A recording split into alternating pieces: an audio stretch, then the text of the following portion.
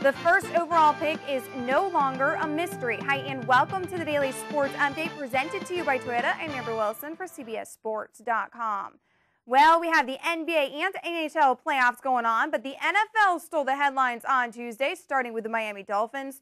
The revamped front office didn't wait for the NFL draft to begin on Saturday with the first overall pick. The Dolphins decided to make their move early, signing Michigan offensive tackle Jake Long. The consensus All-American only allowed 2 sacks during his 4-year college career and was only flagged twice. Jeff Ireland and the organization believe they made the right choice. You know, Jake was our guy from the beginning, and you know, I don't make it a habit of telling you what's on our board, but Jake Long was on the top of our board for a long time.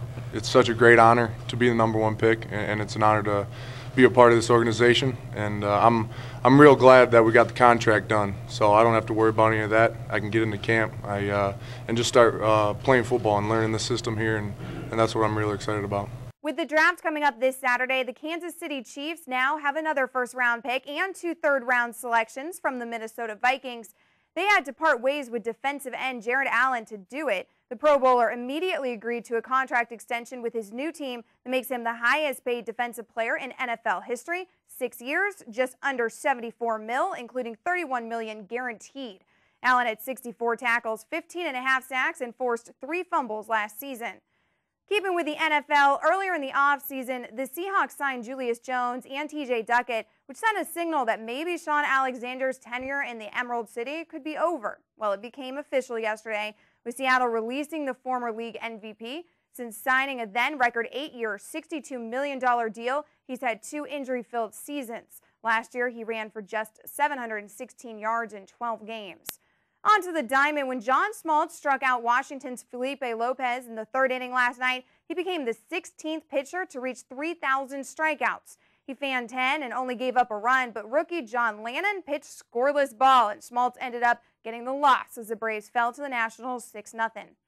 Now, the NBA, and despite Boston having the night off, one of its players still made headlines. Kevin Garnett takes home his first ever NBA Defensive Player of the Year award. Aside from his 1.2 blocks and 1.4 steals per game on average, KG's Celtics jumped from one of the league's worst to one of the best in defense. Boston held opponents to an NBA low 41.9 field goal percentage and allowed just over 90 points a game.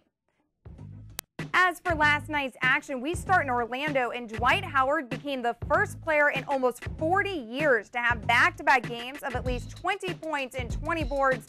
This time around, his Magic had to tough it out against the Raptors, but held on after Chris Bosh missed a 19-footer at the end that would have given Toronto the victory.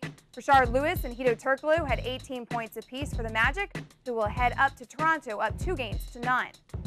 The San Antonio-Phoenix series had a dramatic first game, but those looking for a repeat of that probably were upset. The Suns looked to be in control, up by as many as 14 in the first half, but in the 3rd quarter, the Spurs outscored Phoenix 27-11. San Antonio stayed out front and held off a late rally that pulled the Suns to within 5.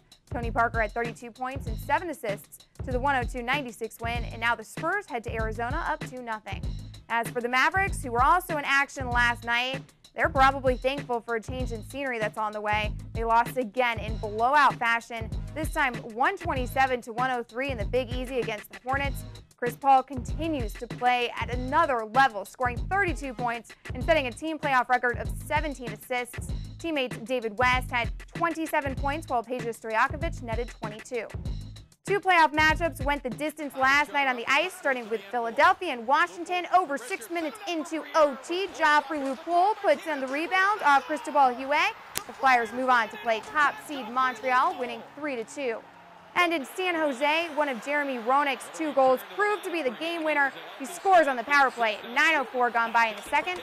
Sharks win Game 7, 5-3, knock out the Flames, and will face Dallas in the next round.